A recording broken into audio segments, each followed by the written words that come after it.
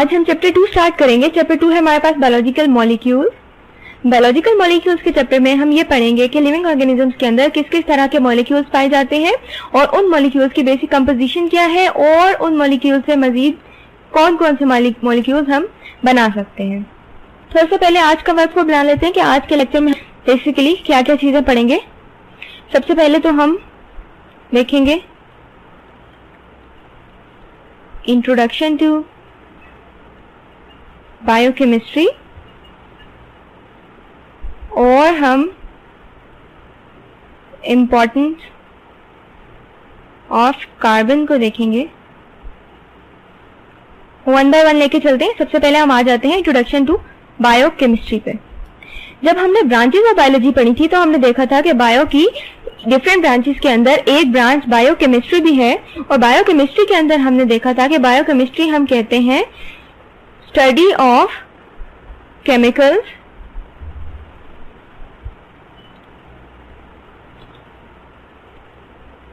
Present in living organisms, यानी कि living organisms के अंदर जितने भी केमिकल्स होते हैं, केमिकल प्रोसेसेस होते हैं, उनको जब हम पढ़ते हैं तो वो हम कहते हैं कि वो है बायोकेमिस्ट्री, लिविंग ऑर्गेनिजम्स। तो बेसिकली हमने क्या बात की, एक हमने कहा स्टडी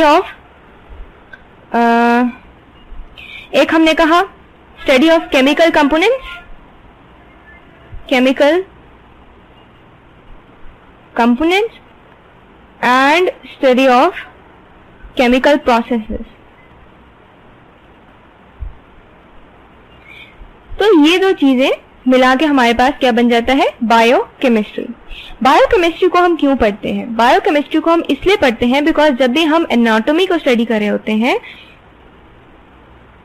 या फिर हम फिजियोलॉजी को स्टडी कर रहे होते हैं, एनाटॉमी में हमने कहा था कि इंटरनल स्ट्रक्चर और फिजियोलॉजी जो है उसके अंदर हमने डिफरेंट फंक्शंस कहे थे कि लिविंग ऑर्गेनिजम्स के अंदर कौन कौन से फंक्शंस पाए जाते हैं। जब हम इनको स्टडी कर रहे होते हैं तो उसके लिए हमारे पास केमिकल्स का या फिर कंपोजिशन का नॉलेज होना बहुत जरूरी है। जब तक हमें कंपोजिशन का नहीं पता होगा हम किसी भी चीज के प्रोसेसेस को, किसी भी चीज के स्ट्रक्चर को अच्छी तरह से नहीं पढ़ सकते। तो यही वजह है कि हमारे बॉडी के अंदर जितने भी प्रोसेसेस होते हैं, जैसे कि फोटोसिंथेसिस है, जैसे रेस्पिरेशन है, डाइजेशन है, मसल कॉन्ट्रैक्शन है, ये तमाम के तमाम प्रोसेसेस को जब भी हम पढ़ते हैं हम उनको बायोकेमिकल टर्म्स में पढ़ते हैं। बायोकेमिकल टर्म्स यानी कि हम देखते हैं कि उनके केमिकल कंपोजिशन क्या है। जब फोटोसिंथेसिस हो रहा है, फोटोसिंथेसिस, या फिर जब रेस्पिरेशन हो रही है या फिर कोई और प्रोसेस, जैसे कि हम कहते हैं अगर हमारे पास डाइजेशन हो रही है तो ये तमाम के तमाम केमिकल प्रोसेसेस हैं और इन तमाम के अंदर कोई ना कोई केमिकल इन्वॉल्व है। जैसे फोटोसिंथेसिस के अंदर हम कहते हैं कार्बन डाइऑक्साइड इन्वॉल्व है या फिर वाटर इन्वॉल्व है या फिर हम कहते हैं ऑक्सीजन है या ग्लूकोज है। तो डिफरेंट तरह के केमिकल्स, हर तरह के लाइफ प्रोसेसेस में इन्वॉल्व होते हैं और उन केमिकल्स का पढ़ना हमारे लिए बहुत जरूरी होता है। जब हम लिविंग ऑर्गेनिजम्स के अंदर डिफरेंट केमिकल कंपोनेंट्स की बात करते हैं तो हम कहते हैं कि जितने भी केमिकल कंपोनेंट्स हैं या फिर हम कहते हैं बायोकेमिकल्स जितने भी हैं वो दो तरह के हैं। एक हमारे पास है ऑर्गेनिक और एक है इनऑर्गेनिक। ऑर्गेनिक और इनऑर्गेनिक का जो डिफरेंस है वो हम ऑलरेडी पढ़ भी चुके हैं। ऑर्गेनिक हम कहते हैं वो तमाम केमिकल्स या वो तमाम बायोकेमिकल्स जिनका लिविंग सोर्स हो, या फिर हम कहते हैं वो तमाम बायोकेमिकल्स या वो तमाम कंपाउंड्स जिनके अंदर कार्बन प्रेजेंट हो। ऑर्गेनिक के एग्जाम्पल हैं, जैसे हम कहते हैं कार्बोहाइड्रेट,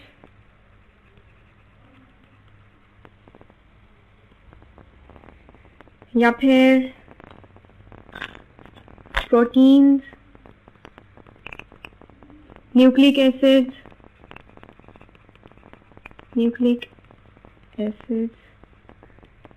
या फिर लिपिड्स वगैरह।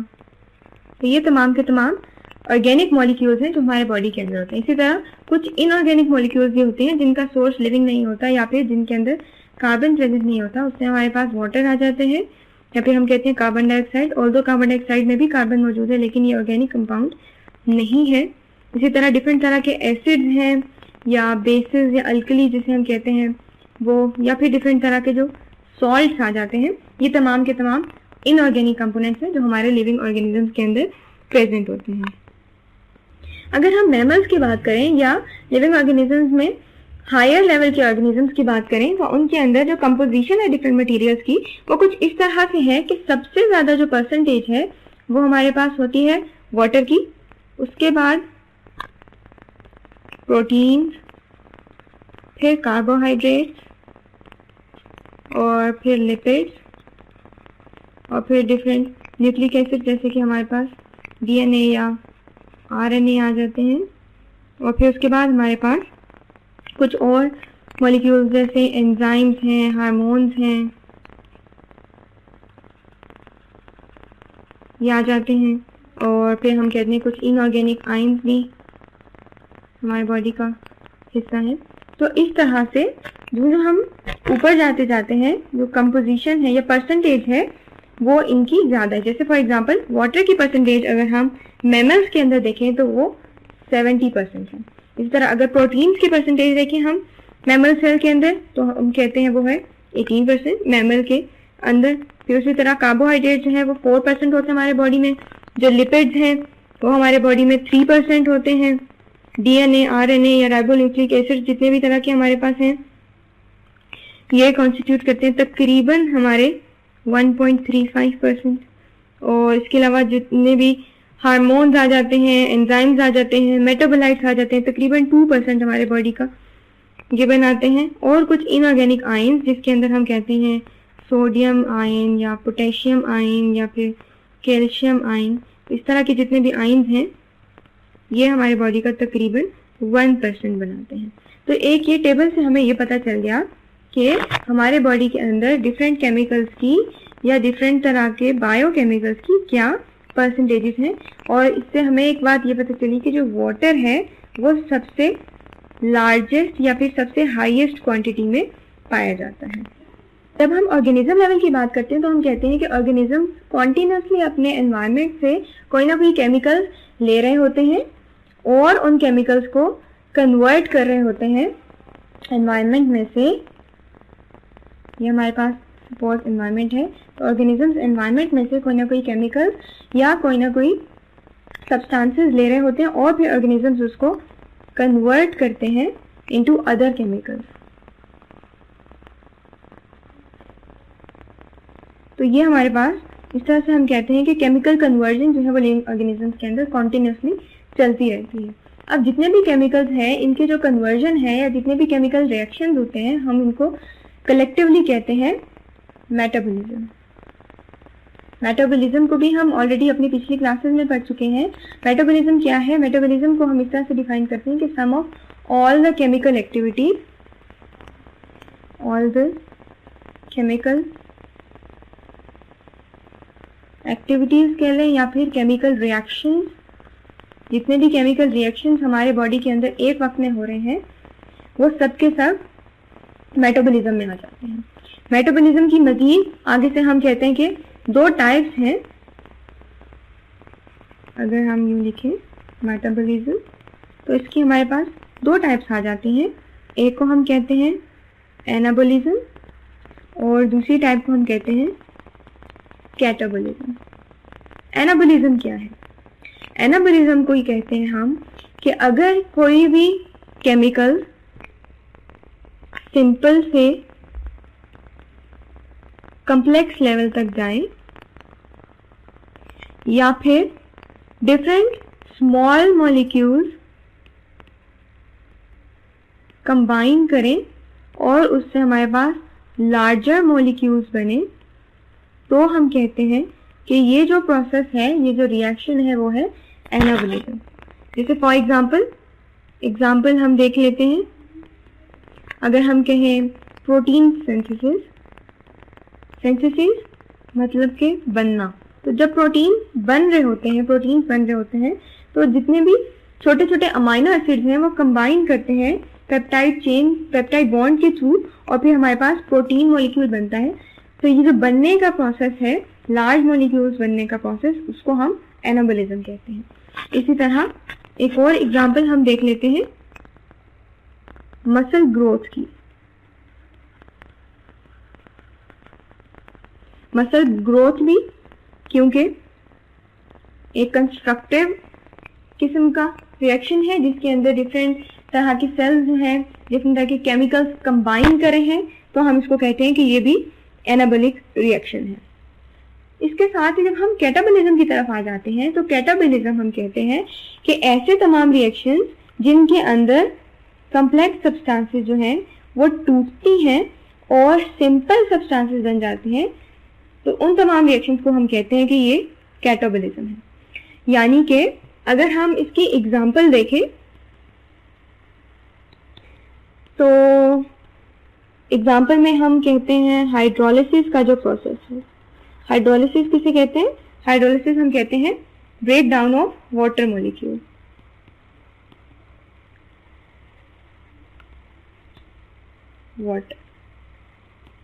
वाटर मॉलिक्यूल जब टूटता है उस प्रोसेस को हम हाइड्रोलिसिस कहते हैं। और क्योंकि ये डिस्ट्रक्टिव रिएक्शन है, यानी कि वाटर मॉलिक्यूल टूट गया है, ब्रेक डाउन हो चुका है उसका, इसलिए हम ये कहते हैं कि ये एक कैटाबॉलिक रिएक्शन है। उसी तरह अब हम एक बहुत अच्छी एग्जांपल है हमारे पास डाइजेशन की।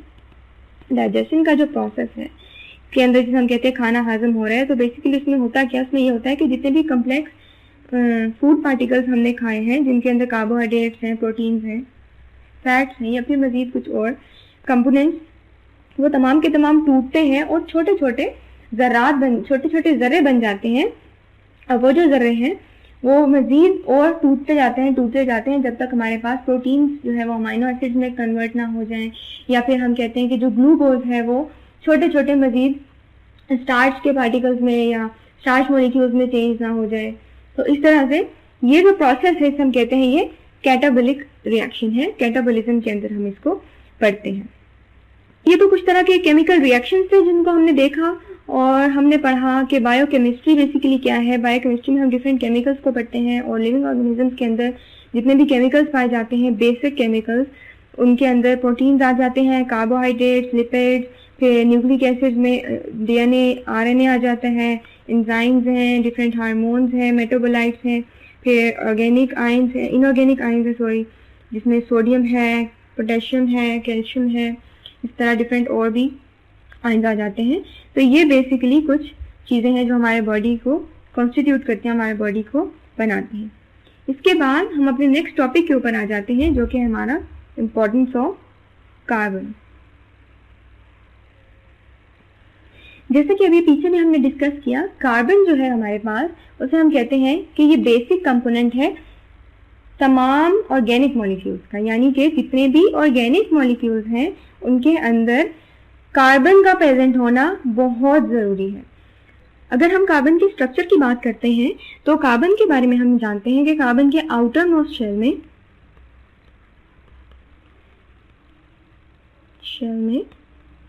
4 इलेक्ट्रॉन्स हैं और इससे हमें ये पता चलता है कि कार्बन जो है उसकी वैलेंसी 4 है।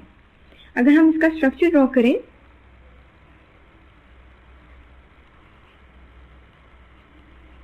फर्स्ट शेल में इसके 2 इलेक्ट्रॉन्स हैं और सेकंड शेल में 1 2 3 एंड 4 इलेक्ट्रॉन्स हैं। फर्स्ट शेल में 2 और दूसरे शेल में 4 इलेक्ट्रॉन जो हैं वो प्रेजेंट हैं। इस तरह से हमें ये पता चलता है कि कार्बन जो है वो अपना आउटर मोस्ट शेल कंप्लीट करने के लिए या नियरेस्ट नोबल गैस कॉन्फ़िगरेशन हासिल करने के लिए टोटल 4 बॉन्ड्स बनाता है और इसी तरह वो स्टेबल हो जाता है। इस चीज को हम कहते हैं टेट्रावेलेंसी। टेट्रावेलेंसी यानी कि कार्बन तो टोटल ओवरऑल 4 बॉन्ड्स बनाता है। और अगर हम बॉन्डिंग की बात करें तो बॉन्डिंग जो है वो कार्बन के अंदर मोस्टली कोवलेंट बॉन्डिंग होती है। कोवलेंट बॉन्डिंग इसलिए होती है बिकॉज कार्बन अपने इलेक्ट्रॉन शेयर करता है दूसरे एलिमेंट्स के साथ। ये जो कोवेलेंट बॉन्डिंग है ये डिफरेंट तरह की पाई जा सकती है, जैसे कि सिंगल कोवेलेंट बॉन्ड या फिर डबल कोवेलेंट बॉन्ड या फिर ट्रिपल कोवेलेंट बॉन्ड। तो कार्बन के अंदर ये तीनों तरह की बॉन्ड पाई जाती हैं और यही वजह है कि कार्बन जब कंबाइन करता है तो वो बहुत ढेर सारे कंपाउंड्स बनाता है। कार्बन के अंदर ये एक प्रॉपर्टी है कार्बन की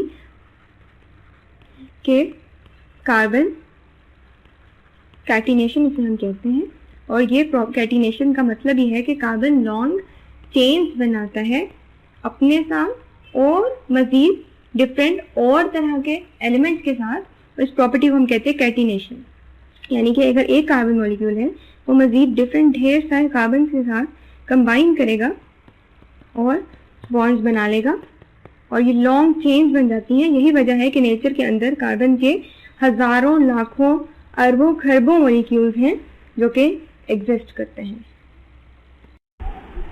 ये जो कार्बन की चेन्स है बेसिकली इसको हम तीन तरह की चेन्स में डिवाइड कर देते हैं। एक को हम कहते हैं कि ये स्टेबल अनब्रांच्ड चेन्स है, दूसरे को हम कहते हैं कि ये ब्रांच्ड चेन्स है, और यहाँ पे हमारे पास रिंग स्ट्रक्चर आता है कार्बन की चेन्स में। अनब्रांच्ड चेन्स की जब हम एग्जांपल देखें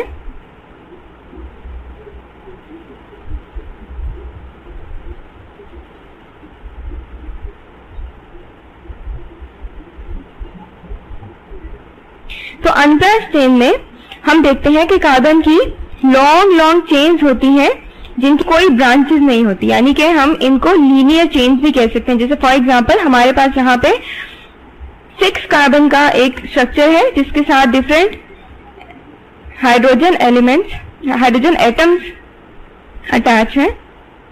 इसके हर तरफ से हाइड्रोजन एटम्स अटैच हैं।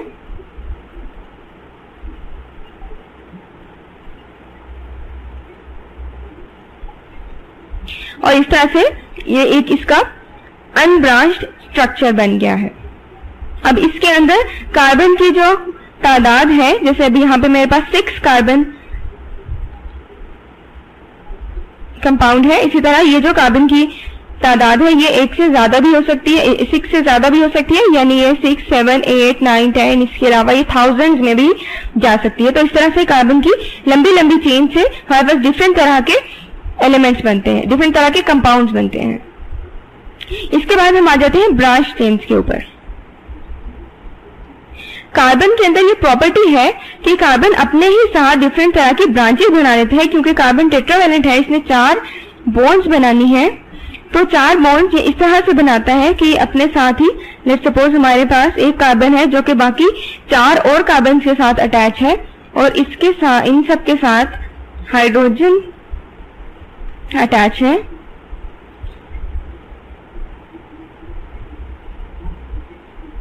तो इस तरह से ये हमारे पास 5 कार्बन कंपाउंड बना है जो कि एक ब्रांच चेन है। इसके बाद जब हम कहते हैं कि रिंग स्ट्रक्चर भी कार्बन बना सकता है, तो रिंग स्ट्रक्चर कुछ इस तरह का होता है। ये हमारे पास बेंजीन का स्ट्रक्चर है और बेंजीन के स्ट्रक्चर में हम देख सकते हैं कि एक 6 कार्बन कंपाउंड है जिसके अंदर हमारे पास डबल बॉन्ड्स या हम कह सकते हैं कि डबल कोवेलेंट बॉन्ड्स भी प्रेजेंट है। तो इस तरह से ये एक रिंग स्ट्रक्चर बन गया। तो यहाँ पे हमने देखा कि कार्बन जो है वो अपनी 4 बॉन्ड्स डिफरेंट तरह से बनाता है। यहाँ पे इसकी लीनियर बॉन्डिंग थी, लीनियर चेनिंग थी। उसके बाद हमने ब्रांच चेनिंग देखी, यानी कार्बन ने डिफरेंट ब्रांचेस बनाई हुई है। और उसके बाद हमने एक रिंग स्ट्रक्चर देखा। कार्बन की जो टेट्रावैलेंसी है इसको हम एक डायग्राम से देखते हैं। इस तरह से है कि दरमियान में हमारे पास एक कार्बन है और ये कार्बन मजीद 4 और कार्बन, या फिर हम ये कह सकते हैं कि 4 और हाइड्रोजन्स के साथ कंबाइन होता है और इन सब के साथ, इस सब की जगह हमारे पास यहाँ पे डिफरेंट हाइड्रोजन एटम्स भी हो सकते हैं, या फिर इसके अलावा हमारे पास किसी भी साइड पे कोई और एटम, जैसे कि हम कहते हैं यहाँ पे नाइट्रोजन हो सकता है, यहाँ पे ऑक्सीजन हो सकता है, कोई भी ग्रुप हो सकता है जो यहाँ पे अटैच हो, और इस तरह से हमारे पास एक टेट्रावैलेंट कंपाउंड बनता है। ये जो 2 एंगल्स हैं टेट्रावैलेंट कंपाउंड के अंदर, ये हम कहते हैं ये 109.5 डिग्री का एंगल डिफरेंस है। इसी तरह से अगर यहाँ से यहाँ का एंगल डिफरेंस हम देखें तो वो भी एग्जैक्टली 109.5 डिग्री का एंगल होगा। तो इस तरह से हमारे पास कार्बन का स्ट्रक्चर बनता है। अब जब हम इंपॉर्टेंस ऑफ कार्बन को पढ़े हैं तो हमें इसमें यह देखना है कि लिविंग ऑर्गेनिजम्स के अंदर कार्बन किस तरह से प्रेजेंट होता है और वो कौन कौन से कंपाउंड्स हैं जो कार्बन के साथ बनते हैं।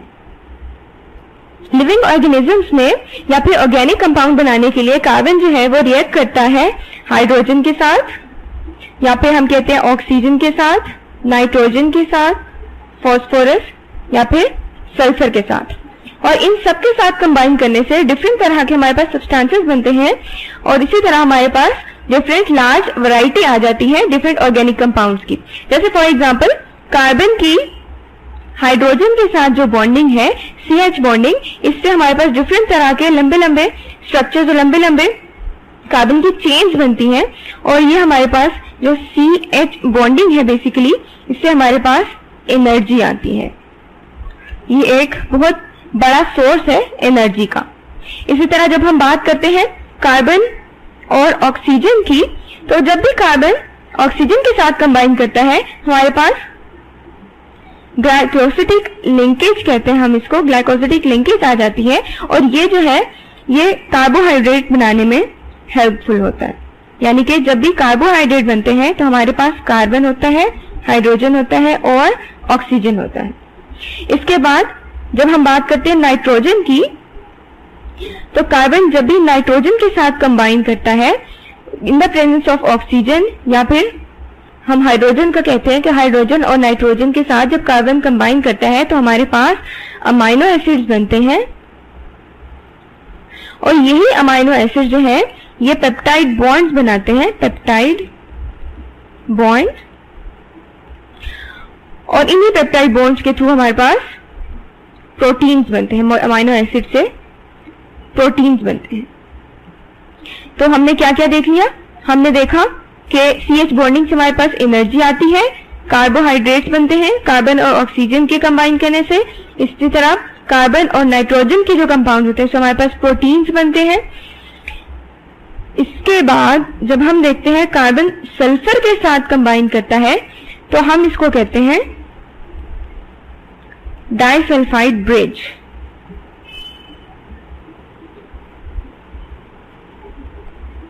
हमारे पास डाइसल्फाइड ब्रिज बनती है और इसी तरह मजीद और जितने भी एलिमेंट्स हैं जैसे फास्फोरस है या कुछ और एलिमेंट जिनके साथ कार्बन कंबाइन करता है और कुछ मजीद मॉलिक्यूल्स बनते हैं। तो हमने देखा ऑर्गेनिक मॉलिक्यूल्स में डिफरेंट तरह की चीजें जैसे कि प्रोटीन्स थी या जैसे हमने पढ़े कि कार्बोहाइड्रेट्स हैं वो किस तरह से बनते हैं।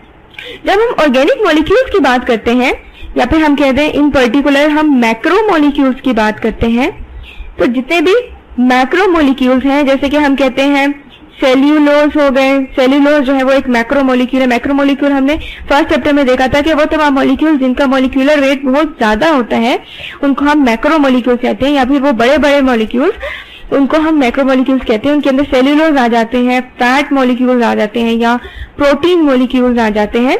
ये तमाम के तमाम इनसोल्यूबल है वाटर के अंदर।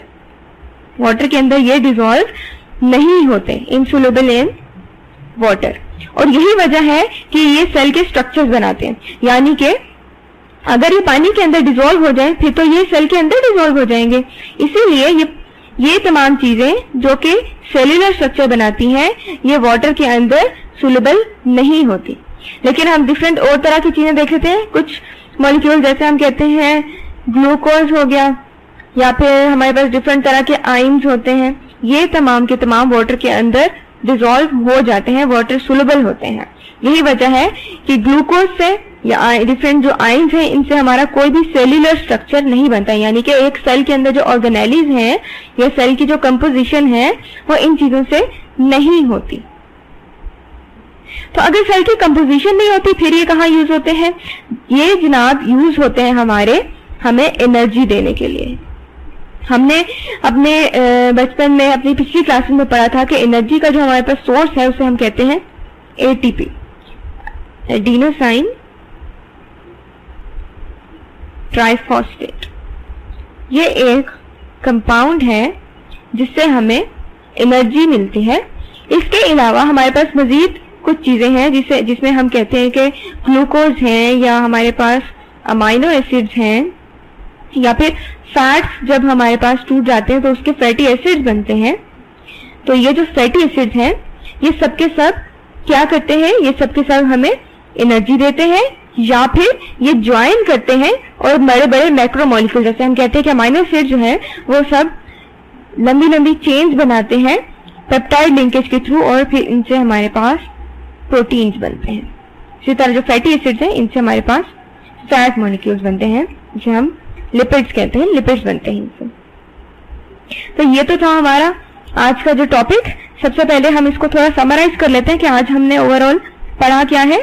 सबसे पहले तो हमने बायोकेमिस्ट्री का देखा था कि बायोकेमिस्ट्री हमारे पास क्या था, ये था study of different chemicals present in living organisms, और वो जो भी केमिकल्स हैं उनको हमने देख लिया एक लिविंग ऑर्गेनिज्म के अंदर, या स्पेसिफिकली यहाँ पे हमने ह्यूमन बींग्स की बात की थी कि ह्यूमन बींग्स के अंदर जो भी केमिकल्स प्रेजेंट है वो उनकी क्या क्या परसेंटेज है, केमिकल कंपाउंड यानी कि प्रोटीन्स हैं, कार्बोहाइड्रेट्स हैं, लिपिड्स हैं, न्यूक्लिक एसिड्स हैं, एंजाइम्स हैं, हार्मोन्स, एंजाइम्स वगैरह, इनऑर्गेनिक आयंस हैं। तो ये कुछ केमिकल्स हैं, इनकी कंपोजिशन हमने देखी हमारे बॉडी के अंदर कितनी परसेंटेज पाई जाती है। उसके बाद हमने मेटाबॉलिज्म को डिस्कस किया। मेटाबॉलिज्म हमने कहा कि sum of all the chemical reactions, all the chemical activities present in an organism. Metabolism में फिर हमने कहा कि इसकी आगे से दो टाइप्स हैं, एक है एनाबॉलिज्म, कैटाबॉलिज्म, इसको हमने डिटेल में देखा। उसके बाद फिर हमने कार्बन की इंपॉर्टेंस देखी कि लिविंग ऑर्गेनिज्म के जितने भी लिविंग ऑर्गेनिज्म हैं उनके अंदर जितने भी ऑर्गेनिक कंपाउंड्स हैं वो सब के सब कार्बन से मिलकर बने हैं। तो कार्बन में ऐसा क्या है जो इतने ज्यादा कंपाउंड इससे मिलकर बन जाते हैं, उसके लिए फिर हमने कार्बन के स्ट्रक्चर को देखा। फिर हमने कार्बन की बॉन्डिंग देखी किस तरह से होती है। कार्बन की एक प्रॉपर्टी जो है कैटिनेशन, इसको हमने डिस्कस किया। इसकी डिफरेंट तरह की जो चेन्स बनती हैं हमने उनको देखा। उसके बाद फिर हमने कार्बन के स्ट्रक्चर के बाद फिर हमने देखा कि कार्बन किन किन एलिमेंट्स के साथ कंबाइन करता है और डिफरेंट तरह के हमारे पास कंपाउंड्स बनते हैं, जैसे कार्बोहाइड्रेट्स हैं, प्रोटीन्स हैं, इसी तरह और डिफरेंट जितने भी कंपाउंड्स, जैसे हमने डाइसल्फाइड ब्रिज की बात की। इसी तरह कार्बन की लंबी लंबी चेन्स की वजह से हमारे पास डिफरेंट कंपाउंड्स बनते हैं। तो ये तो हमारा आज का टॉपिक था। नेक्स्ट लेक्चर में हम मजीद जितने भी केमिकल्स हमने पढ़े हमारे बॉडी के अंदर होते हैं उन सबको एक एक करके डिस्कस करेंगे।